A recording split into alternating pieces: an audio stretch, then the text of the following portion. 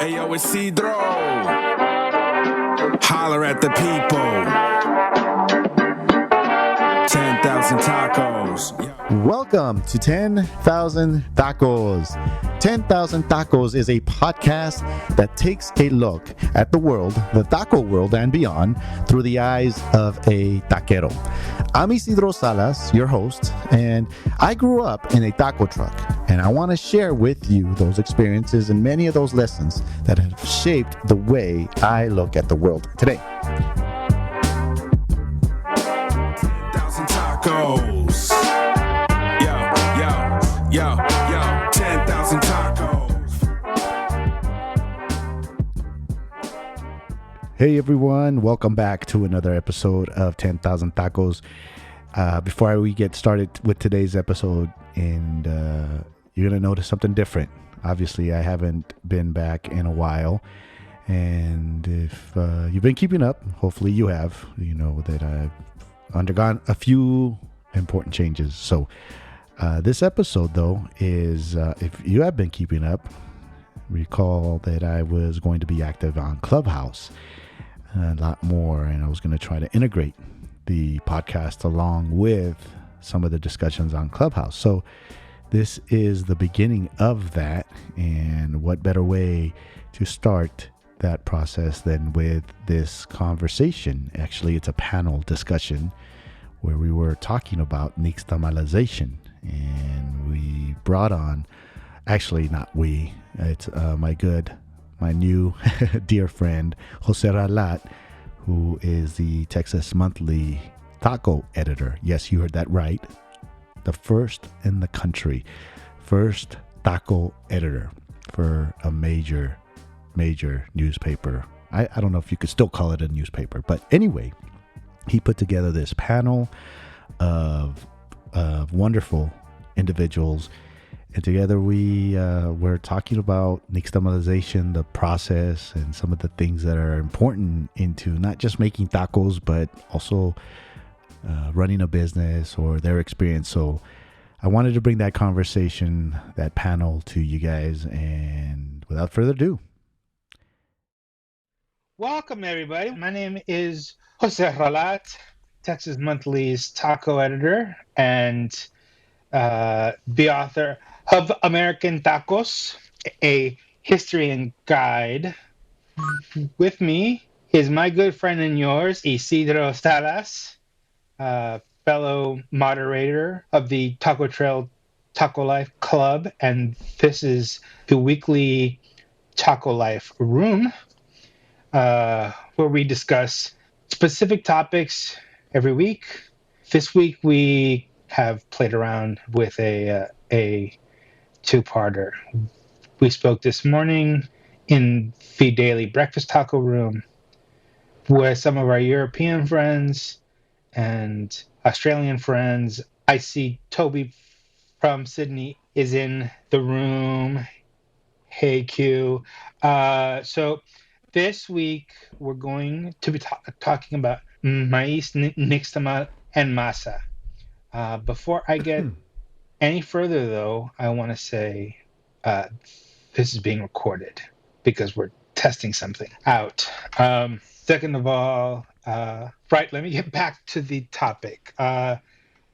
Corn is the most important and the most significant food in the world. It changed the way the world eats to this very day, right down to the sodas we drink, right down to a lot of beverages. Almost everything you eat has some form of corn in it.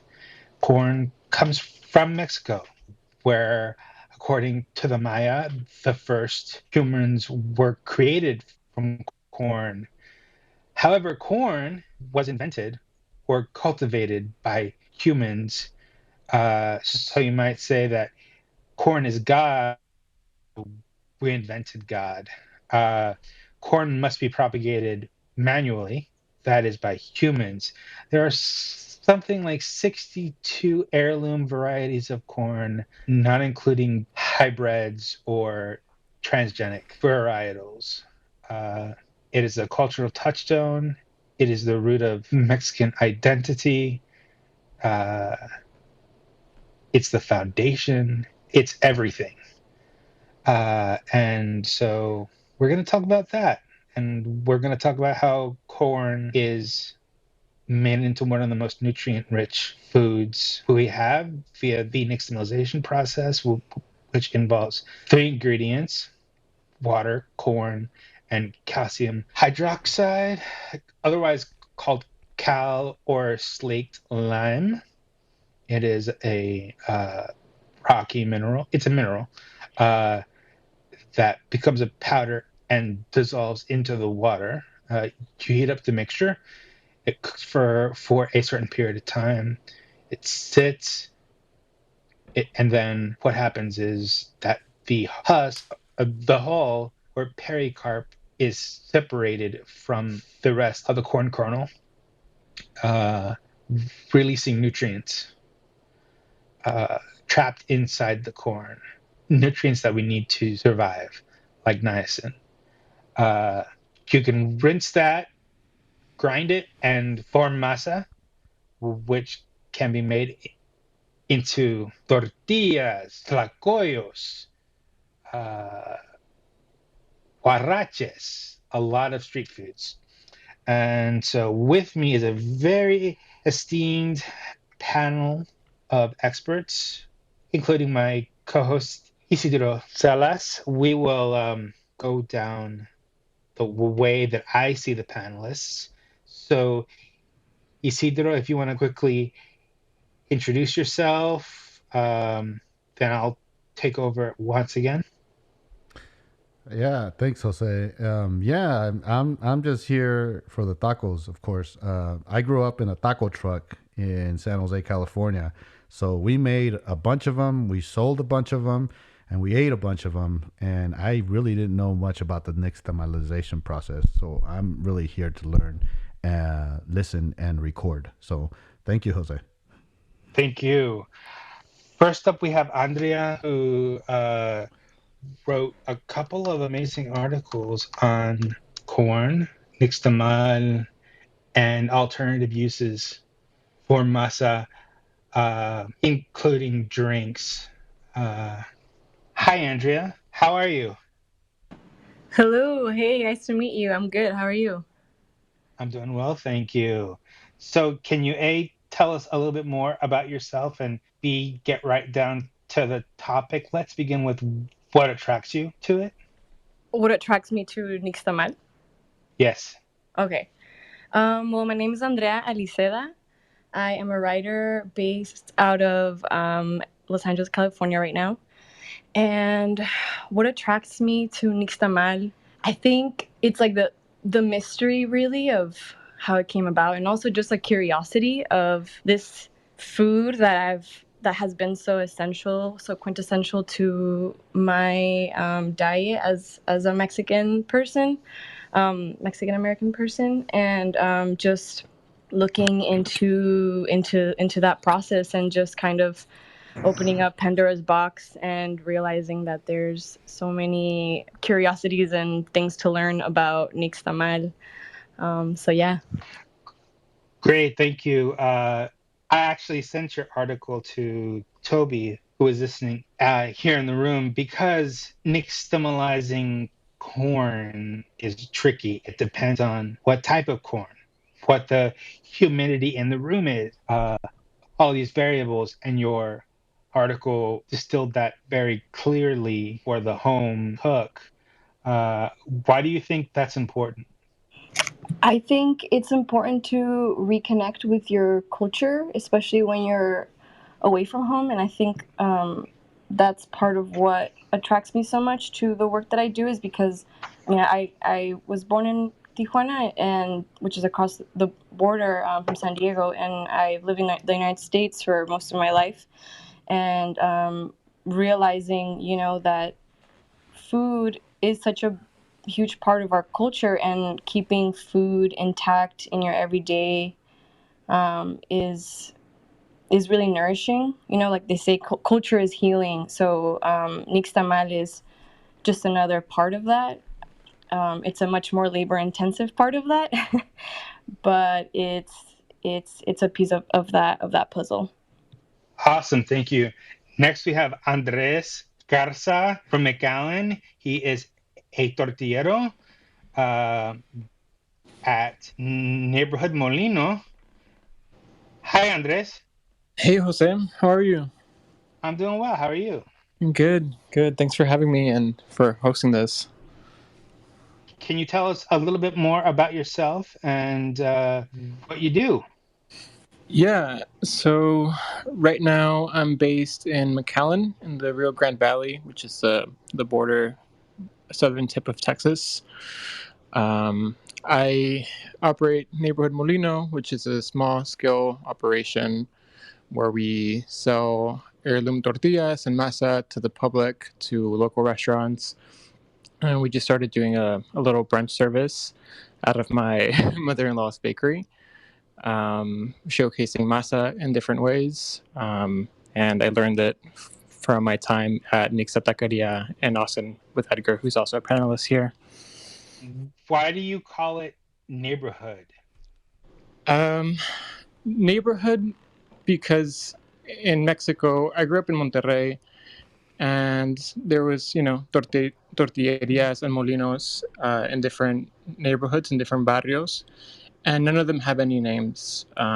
So when I was starting this, I had talked to my dad, and he was like telling me more stories about his family, and I never knew that they owned a tortilleria in Monterrey, and it didn't have a name.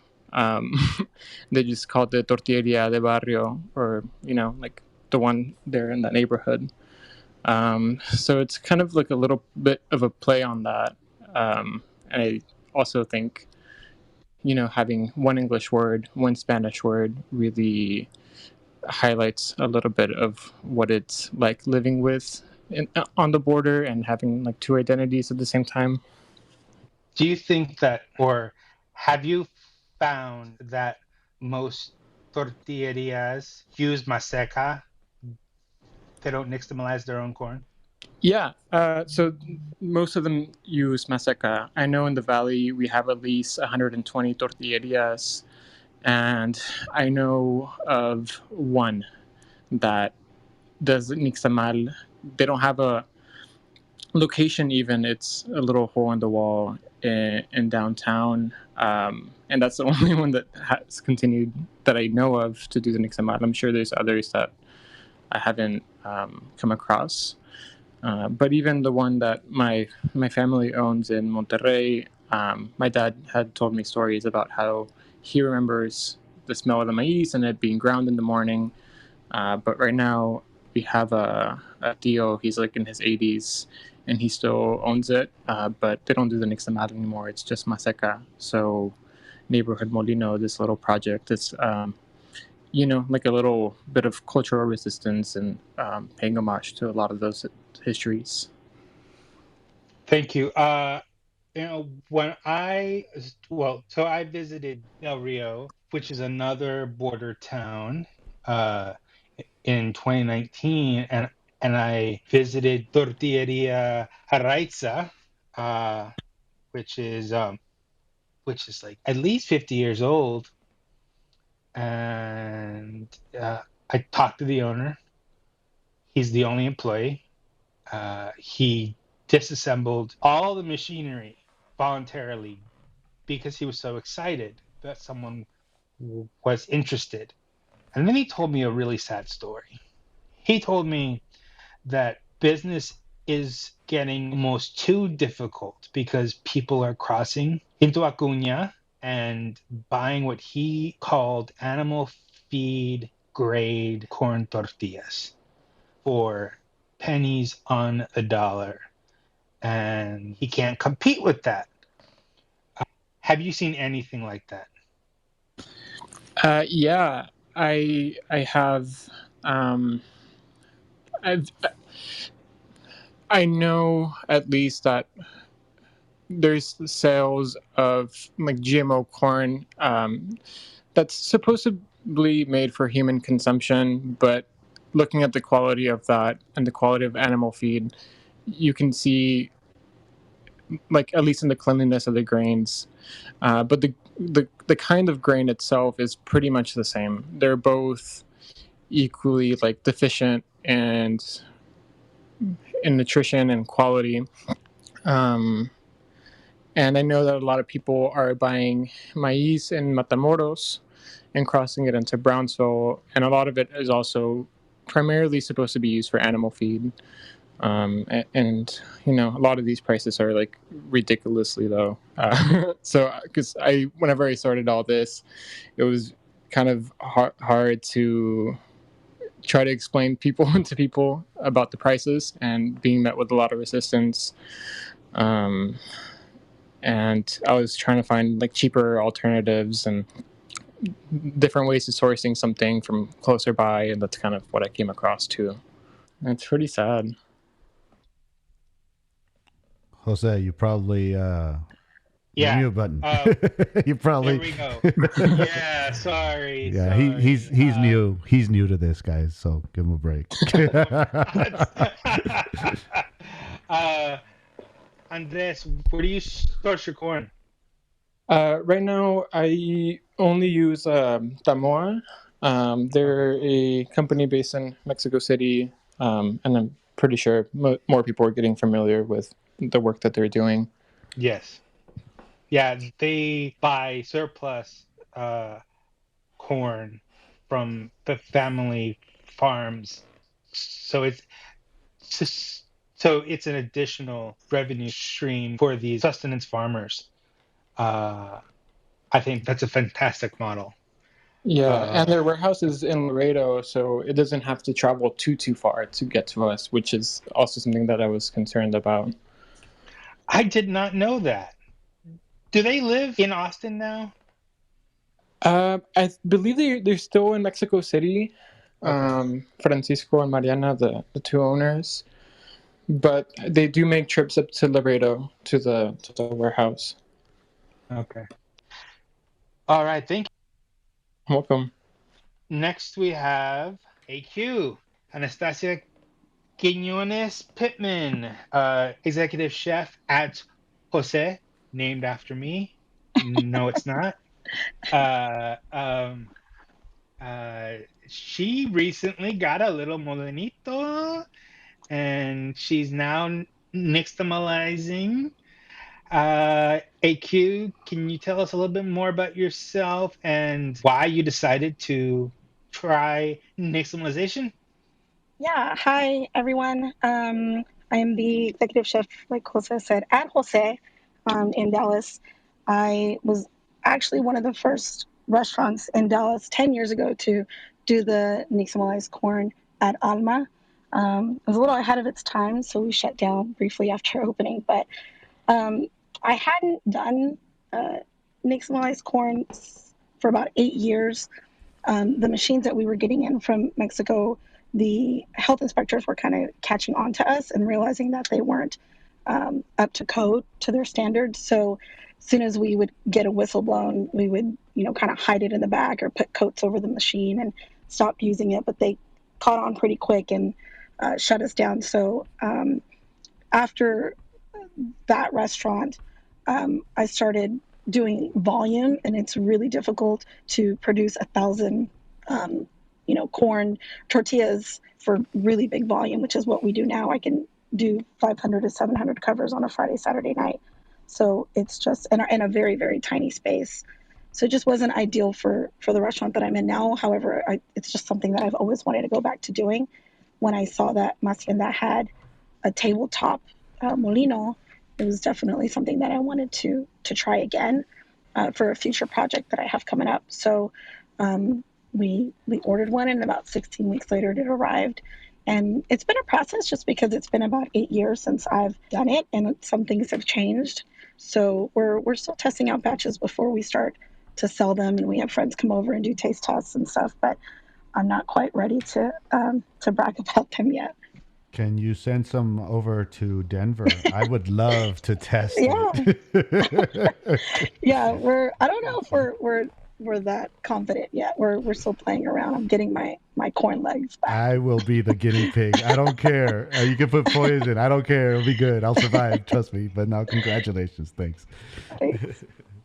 So you're not serving them yet. You're not using them. We are unassumingly. We are doing some of our regulars that come in 2 to 3 times a week, or sometimes more than that. We want to see if they can tell the difference. It's like I said, it's not something that we can do on a volume base just because we're a large restaurant, but it is for a future project. So we do have an item on the menu, the tacos de tacha that change cuando me da la gana. So I play around on that menu item. We don't sell too many of those daily, so it's easy to kind of sneak them in and see what people think. It's a good thing that's the first thing I order when I go. So you said that you were a little ahead of your time with Alma. Do you think that Dallas and the rest of Texas has caught on, but there's a little bit more work to be done? Yeah, I mean, there's always definitely work to be done. But had you told me 10 years ago that I'd be speaking on a panel with all of these talented people talking about something that I was so afraid to introduce 10 years ago, I wouldn't have believed you. It's Mexican food, and we're not reinventing the wheel. I mean, we're making Nixtamasa, which is something that all of our ancestors did, but kind of reintroducing it to the public is something very intriguing and unique for this audience. So, yeah, I mean, there's always work to be done, but it's definitely gotten better over the last, even 5 years. Cool, thanks. Next up, we have Emmanuel Chavez out of Houston. He is the chef, owner, and head tortillero of Tatemó. Good evening, Emmanuel. Good evening, everyone. Thank you, Jose, for hosting us today. Like he said, we're based in Houston, Texas. Me and my partner in life, Megan Mall, co-own the project Tatemó. That it's been operating over a year. We specialize in the studies of native seeds via masa products. We sell at farmers markets, restaurants, and we also host 6 people for a 7 tasting course on Saturdays inside our production space. Right now, we are currently in a transition of looking for a second generation space so we can start busting out the dinners more frequently and getting back into the whole idea of a fine dining establishment in Houston that specializes or focuses on native seeds from different regions. It's very special to us to have a platform where we can actually showcase small farmers and also educate the community on why prices of maize should be regulated all across the border, especially on this side of the border.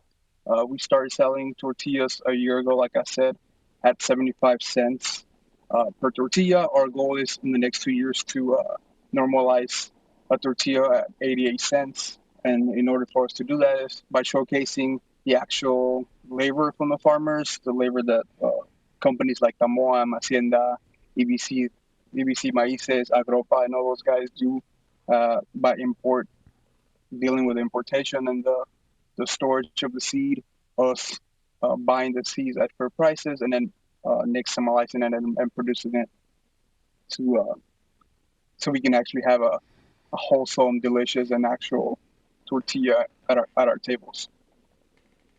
So, from what I understand, you did something unique. You always wanted to be a restaurant, but you decided to begin the process from literally the ground up, right?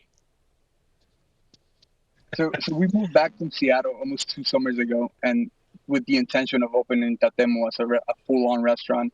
And while we were looking at spaces and building a business plan, the pandemic happened, and we lost the space and we lost investors. And we were lucky enough to have already purchased a molino and built some relationships with these companies that we had a lot of corn that we needed to start producing it so it wouldn't spoil. And that's how we basically changed our business format from an actual restaurant that was going to focus on lunch and dinner and brunch to just sell tortillas little by little. And our business now, because of the pandemic, because we were forced to change formats. It is mainly now focused on selling masa and tortillas to restaurants. And we do a few pop-ups here and there, but it's just mainly just selling the masa and tortillas to spaces and the tasting dinners. Gotcha. You mentioned native seeds and lowering the prices. Does that mean that you'll be working with Texas farmers?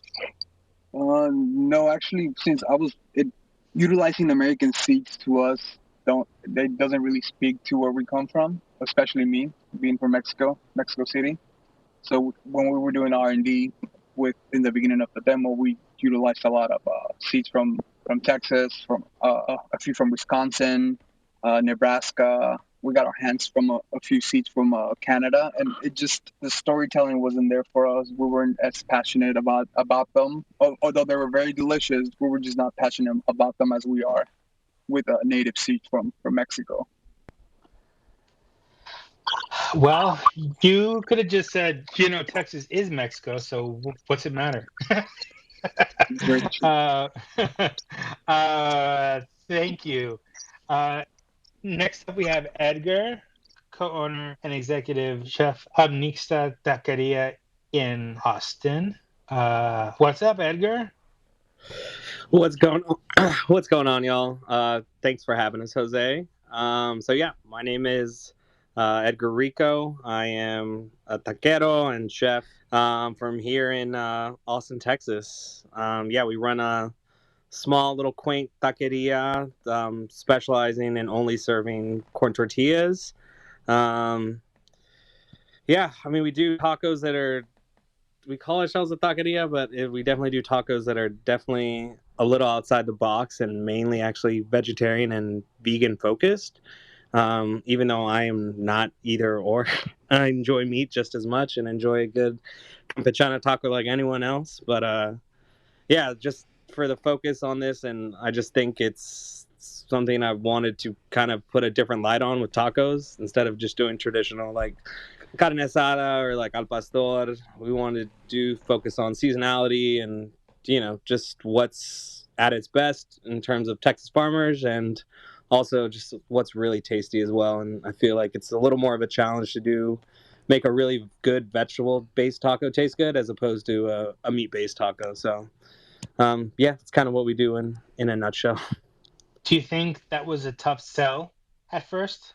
I mean, yeah, definitely. Man, like, especially like coming in Texas, like, it's like, I feel like the beef cart of America. Like, I don't know, there's just a lot of cattle farms here. There's a lot of meat based eating here. So at first, I think it was definitely something that kind of scared me. I mean, a lot of people I had here that were like born and raised in Austin, they were like, man, you're going to do a vegetable based menu? Like, that's ballsy and kind of scary. But like, I mean, if you think you can do it, and I was like, but I think there was this like wow factor. And I remember like before we opened, we were doing like a bunch of small little parties and stuff and like catering events. And one of the dishes that's completely vegan, which is the beet tartare. I remember this like rugged cowboy Texas man like pops the chip in his mouth because it was a little mini tostada. And he's like, man, that beef tartare is pretty good. And I was like, no, sir, actually. I was like, that's not beef. He's like, that's beets. It's actually vegan. And I remember this dude's jaw just dropped and he was like, questioned everything I think in his life. And he was like, whoa. He's like, I don't like beets normally. He's like, well, that's pretty good. So I think it was at that moment then we had this aha moment of like, okay, like if we can make this old like Texas man like believe that this was beef and think it was good, I was like, I think we're onto something. So yeah, it was definitely a little scary at first, but as we went on and just seeing people's reactions to it and just getting feedback on it, I think we knew we had something that was definitely a little special that stood out from the rest of the pack, especially here in Austin. Can you ask Ted Cruz if he could have those tacos? I'm just saying it might change his mind on a lot of things. Yeah, I think we'll make sure to send him to Cancun. I think that's where he's at right now. The power gen, since the power's going to go out here soon. So even with the prep kitchen, I mean, it's the main kitchen is tiny, and that's where you do your nixtamalization, right? Yeah, correct. Right now, it's when we started, it was a one-man team or one-woman team. It's now, especially on the weekends, because we're doing somewhere upwards of like 1,500 to 2,000 tortillas a day. It's a three-man, it's like three-person team now, and it's like one person's rolling, one person's cooking, one person's like and putting all the tortillas together. It's like it's an operation now. It's like mind-blowing to see like it all come together. They all get there at as early as like 5 in the morning, and by like noon they are just finishing, and we're just opening up the restaurant. So it's like a super time crunch, especially on the weekends, trying to get like all the tortillas done. And it's a miracle that they do it, but they're beasts. Like these little ladies are magicians in the kitchen. Did you have a lot of questions about what nixtamalization was from your customers? Do you have those questions now? I ask because Austin is a Tex-Mex town with a handful of fancy Mexican restaurants, or mid-range to high-end Mexican restaurants. I mean, yeah, I think I mean, in the earlier days, I felt like, especially when we had opened, I don't feel there was definitely still a lot of questions as to like, why are your tacos so expensive? Like, why is your tortilla like red, or why is your tortilla green? Like all these questions of like people not realizing that there's so many different varieties of corn outside of just like yellow and white, that people were just dumbfounded that they didn't understand that a tortilla could be that color. And then just talking to them about it, of like the history about it, like, hey, like these colors of corn were like the original breeds of corn that were around before we were even alive.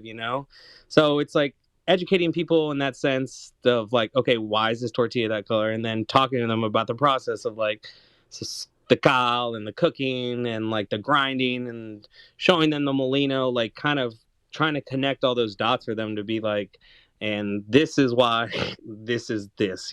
So it's definitely been, it's always been something that me and Sarah have talked about, who's my better half and also part owner in the restaurant, that we just want to educate people on this, because when you educate someone, like they have a better understanding of why something costs what it costs. Like for instance, like if you're telling someone like why a French chef sauce has 30 steps in it, but it just looks like a butter sauce, but they can pour it over a little piece of fish and it costs like $30. Like if because there's that education and those stories behind it. So us trying to do that same thing is just trying to give that like stamp of approval, or of why this is this is the price of what it costs, because of all the things associated with it, and all the steps and the sourcing and everything that has to come with making that one tortilla. Thank you. Andrea, I would like to give you the opportunity to ask the panelists anything you want about nixtamalization, corn, masa, whatever. Go to town. Well, thank you. Oh man, let's see. I mean, okay, I have a question, but it's not a Nixtamalization question, but I'll say that for Edgar. I'll connect with you because I'm vegan, so I'm really interested in that beet taco you were talking about. But as far as Nixtamal, let's see, what was that moment for you when you felt like that was the route you needed to take with your business to take part in that process of Nixtamal? Like, what was that moment of realization? Like, okay, I have to make them from scratch with this ancient method that obviously we still practice today, very much so. But especially, I mean, pre like masa boom, what was that for you? Like the motivation, the inspiration to use Nixtamal versus just buying or outsourcing? And is this for me personally, or is this for the whole panel? Just for the whole panel, but I mean that's I didn't want to get my vegan foot in there and ask you quite yet, because we're talking about masa and Nixtamal, but just for the whole panel. I mean, for me personally, I mean, my aha moment was before opening Nixta. Like I traveled like throughout Mexico traveling from like Monterrey all the way to the Yucatan, just going down little by little, stopping at tias houses, friends' houses, Airbnbs, and every random place I could find to just find a place to stay at for a night. And throughout the journey, I ended up in Michoacan, and I have an uncle who is retired now, but he used to be a professor at the Tec de Monterrey, and he has a PhD in corn science.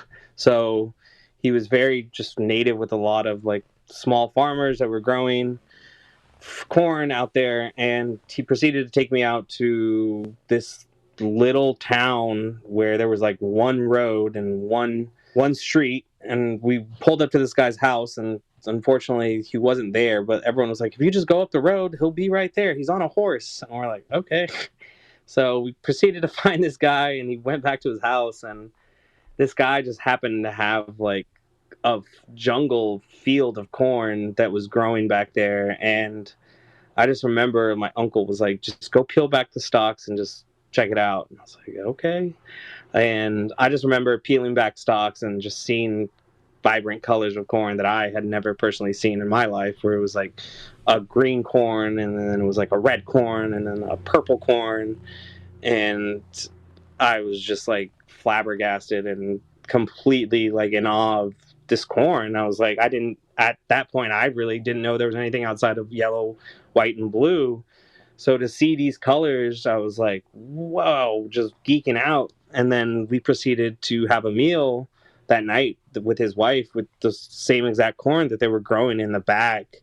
And eating those tortillas was like fireworks going off into my head, where I was like, this is it. Like, this is what you need to do. Like, you need to focus on a variety and specialty corns that are kind of in this color, that are just different and outside of the box. And yeah, that was the moment, like, where I was like, yeah, this is what I'm gonna put all my ganas into, and put all my marbles in, and bet the house on it and see what happens. And turned out pretty good. Thank you. And next, as a surprise guest, we have Evil Cooks. Hi, Alex. We're new with this thing. We didn't know how to talk. Oh, and then I heard Elvia. Hi. Yes, I'm here. Hello. Hi. So, do you guys nixtamalize? No, we don't. Okay. Right now we source our masa from. We're lucky. We're in LA, and we can find like really good masa. It's 4 or 5 of them. Like they do the whole process of nixtamalization, so we get it from them. Like Kernel of Truth, or really small. Sometimes we get from them. Sometimes from La Jolla. They have another project called Tortillas LLC, where they bring a lot of corn from Mexico. So that's where we get our masa mainly from. And can you speak to Andrea's question about what inspires you about nixtamal and about masa? For me personally, I was born and raised in Mexico, and for me, the nixtamalization was like present my whole life. That's how we used to eat every morning, and we used to nixtamalize our own corn that was in our backyard, and I think for me, it used to bring back that flavor from my childhood, like to remember what my grandma used to do in the kitchen. That's what drives me to do it again and try to recreate those flavors somehow. Awesome. Yeah, and you do some crazy stuff. You'll be back in Dallas when? We'll be there in August with IQ. August 3rd. August 3rd, yeah. Right on. So we'll be doing something good. AQ, can you speak to Andrea's question? Yeah, I think the aha moment for me was opening Alma in 2011 and doing a bunch of research. I mean, we traveled all over the United States, but not really to Mexico. And no one was really doing that at the time as far as fine dining goes for restaurants. So we needed to figure the process out, and it was actually pretty simple because a lot of our staff from Mexico was already doing it, their whole lives growing up. So it was really exciting to see them, kind of remember their childhood and bring it back. And when I would see the first time we made our own masa, watching them light up, because I didn't grow up with, that. My mom was a caterer of whatever her client wanted, and it usually wasn't, beans, rice, and tortillas. So being able to be a part of, their excitement and watching them remember their history was really exciting. And when you get that first batch and that first smell and that first tortilla taste, it's like, it just changes, it rocks your world. It changed me forever. So it's always been a goal since then to get it back somehow and reintroduce it to our guests. So hoping we can do that again soon. Right on. Andres, real quickly before I set the room, and Emmanuel as well, can you please address Andrea's question? Yeah. I think for me that like aha moment was in my time in college. I was studying anthropology at UT in Austin, and throughout my studies, I was working as a cashier. Then I really wanted to be a sushi cook because I was being told, the Japanese cuisine was really well respected and high valued, and I went that route and ended up working at an omakase restaurant in Austin. And there's always this big focus on the rice, and the rice being like the most important thing of sushi. They say like 80% rice, 20% fish. And at the same time, I'm taking classes on like food politics in Latin America and starting to learn a little bit of that history. And I ended up winning a scholarship to go to Guatemala, and I decided to focus on corn. And I just studied that for a month and a half that I was down there. And that's where I first saw a lot of the economic issues and global issues revolving corn and its history. And by the time I got back to Austin, there was this boom happening with Suerte, Comedor, and Nixta, and I just kind of wanted to follow that. I recognized how important corn was and maize to Mexican cuisine, and how it's this foundation, and there's this resurgence to keep it alive, keep it going, and I just wanted to be in it all. Thank you. Emmanuel, you're up. Yeah, for me it was when I was in Seattle.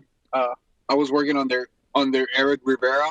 He was a former creative director for the Alinea Group, and he was working on his first project out there in Seattle called Ado.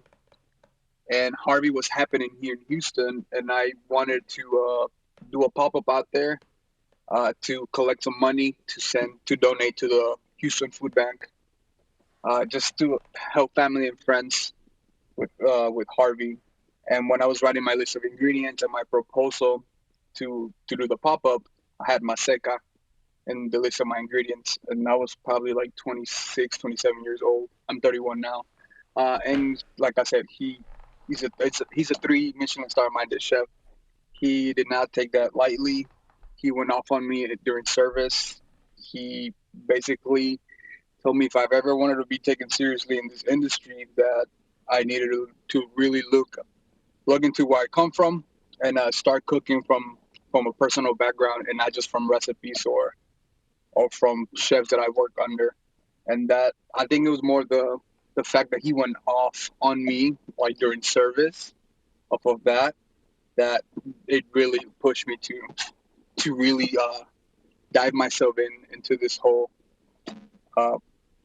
process. And it's almost a fucking like a cult at this point. There's just so much information and so many people and just so many perspectives on maize. It's incredible. And that was the beginning for me. Eric is hardcore.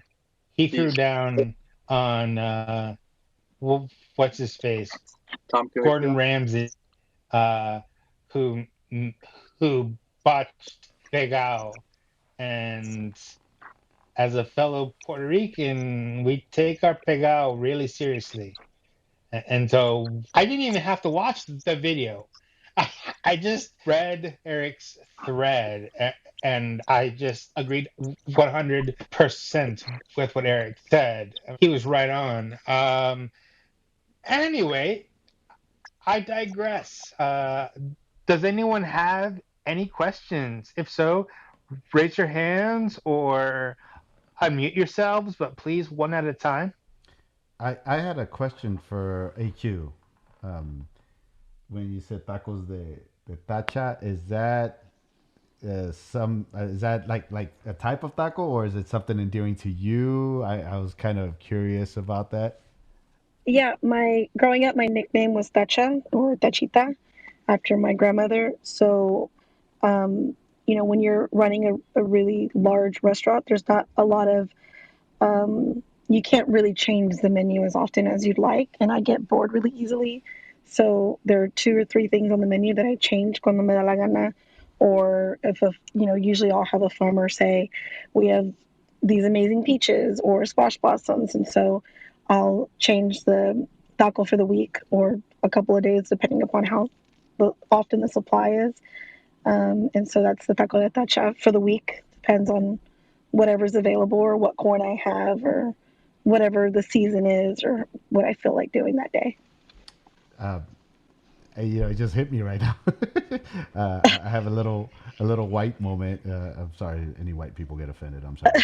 Pero mi abuelita se llamaba Anastacia, and we There you used to go. call her Tacha, abuelita. And I was Yeah. like 5 years old when she passed, so I really, and that was from my father's side, but a lot of my mother's recipes she took on from just staying in the kitchen with mi abuelita. And that's, when my parents started that taco truck a long time ago, it wasn't like they just learned how to do that stuff. It was, when I just heard you speak early on, it just was like, I know there's a lot of deep things there, especially with this, with the process of nixtamalization. And you said that, it was, you were ahead of your time, and good for you for not giving up and coming back. So you make us all proud. Everybody here makes us proud, but that story really touched me. Thank you. I know my Mama Tacha would be proud. I've done some things with Masa that would have her rolling over in her grave, but um, we're we're working on it and we're trying to keep the ball rolling in Dallas. Well, what I think everyone on this stage has in common is that they are connecting the past with the future. They have their roots deeply planted or are trying to deeply plant them while pushing whatever part of the culture they can, wherever they can. McAllen's not exactly known for artisanal tortillerias, uh, and Austin's only in the last few years really made a name for itself when it comes to modern Mexican cuisine. And Houston's been doing it forever, it seems. And then you have people like evil cooks that do flan tacos. How dare they? Because it's so delicious. We have a hand raised. Karina, come on up. Hi, Hi. sorry. I'm just dropping in, but I have a question for the panel. My name is Karina Morena, and I grew up loving, tacos, and I think tortilla is essential to the taco, right? And how do you think that we can elevate while still maintaining the tradition without losing a little bit of the root?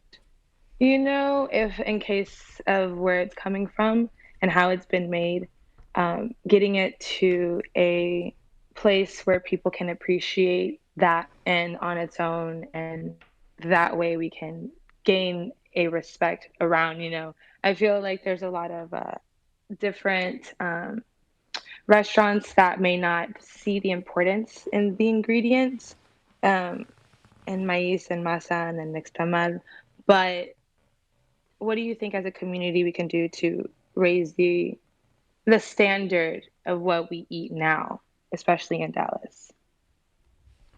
Can I go first on that from just the perspective of a podcaster, I guess, and please everybody on the panel, chime in after but I something when you say elevate, one of the things that I've been really focused on, and I could work a lot harder on it, is I want to take that word taquero and elevate it to that of executive chef. I loved when Edgar talked about like he's a taquero and a chef, like he's up there. Like we need to start about having, in my opinion, having a conversation around the people who do this, not just our ancestors, but people in the arena today.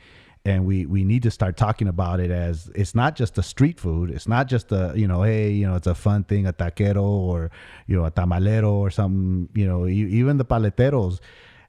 In our community, we bring a lot of, and somebody said it on here, ganas, pinches ganas, échale ganas. And that's a key ingredient to our success. We make it, whether documented or undocumented, le damos ganas and we do it. And so we need to start talking about how, whether it's on Clubhouse, through podcasts, through writing articles like Jose is doing, and I'm sure Andrea and other people in this group that but we need to start pushing that narrative. It's not just the street food anymore. The people behind it they don't call themselves entrepreneurs. They're not on Clubhouse going, hey, I'm an entrepreneur. They just do it. They go out there and do it. And we need to start sharing those stories and those experiences around not just the food, but the culture. And it starts with like rooms like this, and it starts spreading it. So that's my take on it. Please, anybody else, just go to town on that kind of stuff. That's me. I'm done speaking for now. I'll chime in. So about like elevating the cuisine, I think we've witnessed, like if we go back historically, right? Like first we were making nixtamal and the masa was fresh. We were using, locally sourced maize. And then as, civilizations began to evolve and we began to industrialize, so did food, right? So we started to see a change in, for example, like the tortilla, that now in order for it to be produced for the masses, there's like preservatives in it or parabens, or sometimes we use too much cal, which is just for it to have a longer shelf life. And so that's also like kind of a similar story with a lot of our other foods, right? Like our vegetables and our meat and stuff. A lot of them have a lot of pesticides or GMO or, et cetera. So I think when you talk about elevating a cuisine, I think our cuisine is already elevated. I think it's just been morphed to fit mass production. And also, of course, so much has happened since the origin of our cuisine.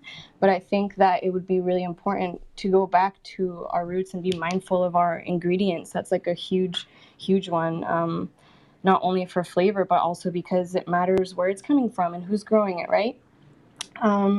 And also, like, what do those dishes mean and what context do they have culturally, historically?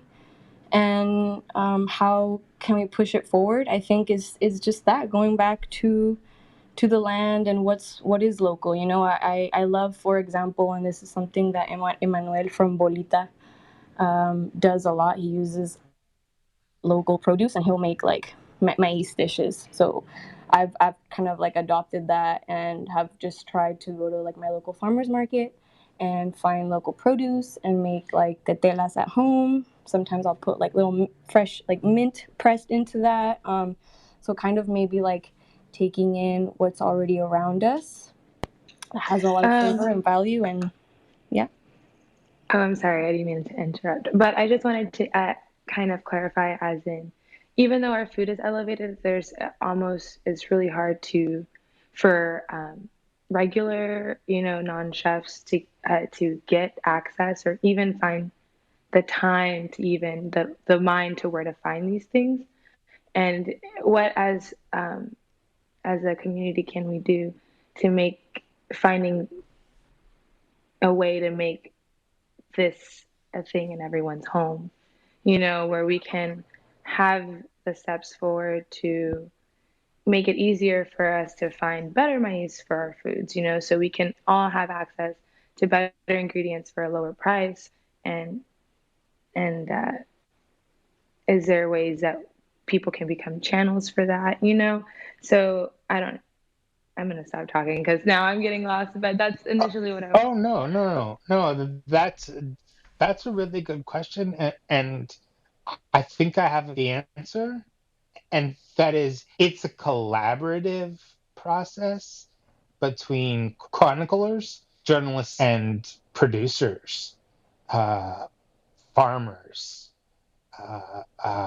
farm workers, taqueros, to get those stories out, to tell these very important histories and how, while they may look fancy, they're rooted in thousands of years of history. But also, unfortunately, capitalism requires competition to lower the price of a good.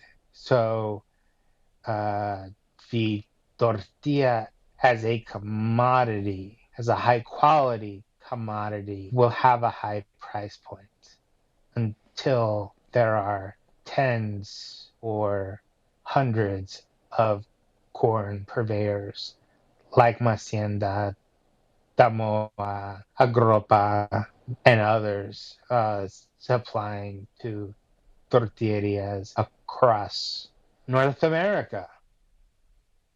Am I right, folks? Am I wrong? I think, yes. Thank you so much for that answer. Yeah, I think you got it on the money. I think it's very much like this collaboration, like you were saying. I know that like this whole Epicurious article that Andrea worked on really helped some people, at least in my area, be able to kind of find where I am. And with that, it's also helping me get more customers to buy more maize and kind of increasing that. So I think that's one of the main ways, and local farmers providing produce to make a lot of the food that we make. Thanks. So we're going a little over time. I wanted to give. Thank you guys so much for your answers. Sorry, I'm gonna leave. Yes, thank you. Okay, thank you very much. Yes, I'm not leaving. Sorry, just removing from the speakers that I'm sorry. Okay, thank you. I would like to give everyone else an opportunity to ask a question. David, Diana, Kilitsma, Toby, anything? Here we go. What's going on, Toby? Hey man, how are you? I'm doing okay. Long time. No, man, it's been hours. What do you got? I guess just like I'll quickly explain the situation to put the question into context. So I am in Sydney, Australia, and we can't get masa. There's a tortilleria in Melbourne, and I'm getting all my tortillas from. But I'm going to start making my own. I've got a molinito from Hacienda on the way that should be here hopefully next week, actually.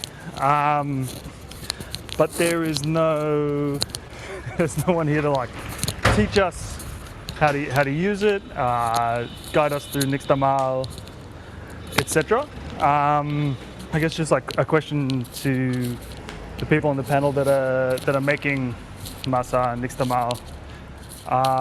Like what's your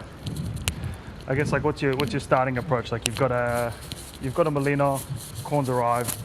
How do you settle on a recipe, and how do you, I guess, start understanding how much cow to use, how long to nixtamalize, all that kind of stuff? I mean, I guess I'm assuming the answer is just like trial and error. But yeah, is there any guidance or any I don't know. Any advice? So I would start off in saying, it's definitely going to be a trial and error because I feel like every machine kind of operates and has its own kind of soul. And the way you cook your corn might be different from my machine to your machine just because the size of the rocks is everything. Like someone will grind a lot faster, someone will grind a lot smaller. And it just depends on, the shape of your stone.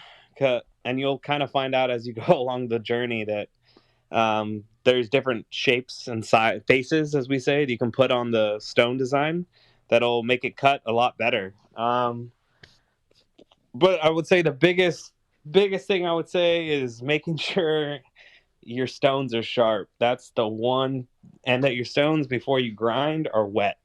That's like the biggest thing because if your stones aren't sharp, like it can really, really, really do some serious damage to your machine, as I ended up finding out through trial and error.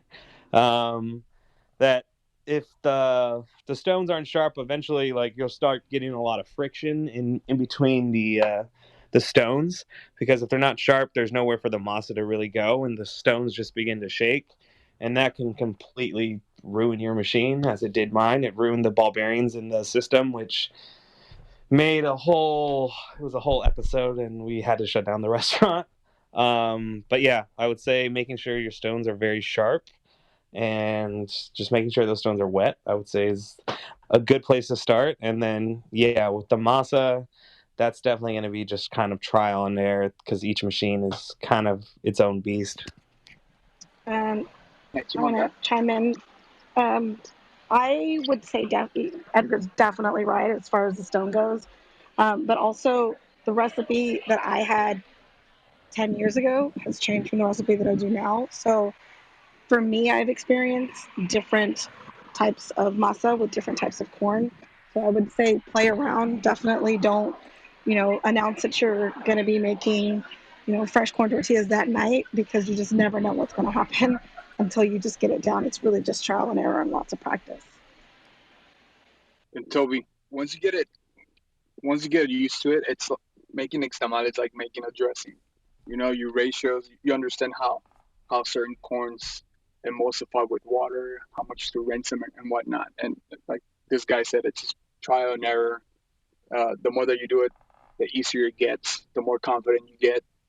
You'll know exactly what you're looking for. We have a molinito that we use for a lot of R&D when we get certain varieties of corn that we're not really sure if we can cook in large quantities, especially the ones from the Yucatan region or Central America. So we use the molino for that as well. My only advice on the molino is don't feed it more than, I don't know, half a cup at a time inside the hopper. You will back up the machine. It will start to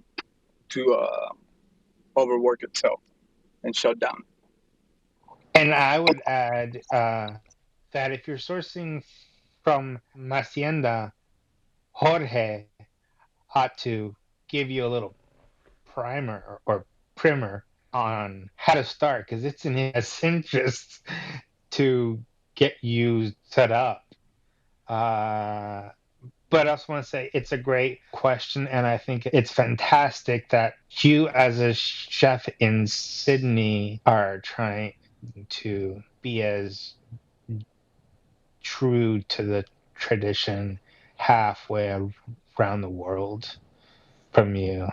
I think it speaks to the significance of Mexican food and how it impacts people, not just socially, but there's something about the food that just blows you away, right? So as we wrap this up, I want to give Andrea and Isidro the opportunity to provide last thoughts. Wait. Diana had a question. Diana had a question. Yeah, sorry, Diana, go ahead. No, that's perfectly fine. Hi, everyone. Just simple question here. Other than what you serve, what is your favorite thing to have on a fresh tortilla or fresh masa? Do you like gorditas? Any other type of dish that you prefer to eat fresh with fresh masa or tortillas? I mean, for me, like slop, like you have your fork and knife for your mole, but like the tortilla, like slapping it up against a thing of mole, like oh my god, like that is like bliss right there. Like I don't think there's any better vessel than slopping up that sauce than with the tortilla. I had a final fun question, sort of, in to follow up what Toby had asked, about advice. But any of you guys here name your molino, or is it Molino or Molin X now? Now that you can't see it. Mine has a name. When we were, sorry, I'm in the restaurant, it's super loud. When we were shut down during COVID, there was like 6 of us in the restaurant at all times, and we were constantly locked in because we were terrified of the outside world. And when we started doing curbside, we always used to get this woman that would always order the taco de tacha, and her name was Abigail.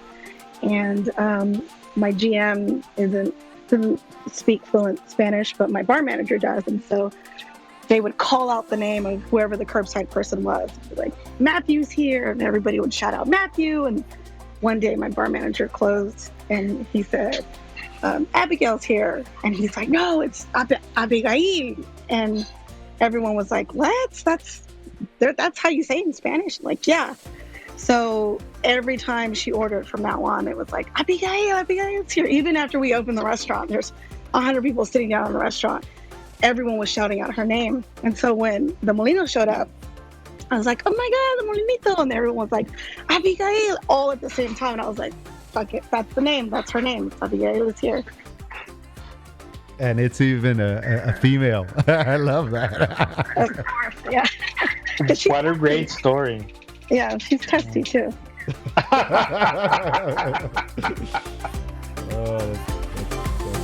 That's great. Oh, and I don't know if everybody else wants to share if they have a name, but this has just been like a life informing day, because like I had mentioned, if some of you guys were here or not, that like I just grew up making them, eating them, and selling them. I had no idea about the process. I knew it was sacred, but not this depth. And I'm just honored like that I'm in the room with you guys, and this is just this is like a blessing. So thanks everybody for being here and sharing their insights and the stories. I really want to thank you guys for that. Right on, man. Do you have any last thoughts, Andrea? Yeah, sure. I think some of the last thoughts are just that Nixtamal is something to be extremely proud of. How it's really something that's existed for over thousands of years, and we still use it today with the same recipe pretty much. And how really it's a human, it's a something that's very human made, from seed to masa. It really wouldn't be here without the stewarding of our Mesoamerican ancestors. It's not something that just grows out of the ground and it's ready. It's something that took thousands and thousands and thousands of years for it to go from grass to the corn that we know today. That was all very intentional. Just how much power Nixtamal really has, and to just hold that when we have a tortilla, or when we partake in the process. Awesome. Well, last call for any comments. Okay. All right. Thank you, everybody, so much for your time, for your insights, for sharing your experiences and personal connections, and for all the questions everyone had. I speak for myself, Head Isidro, when I say this means the world to us, and hopefully we'll keep talking. All right, have a good night. On behalf of the Taco Trail, Taco Life Room in Clubhouse, I am the proud son of a taquero, and this is 10,000 Tacos.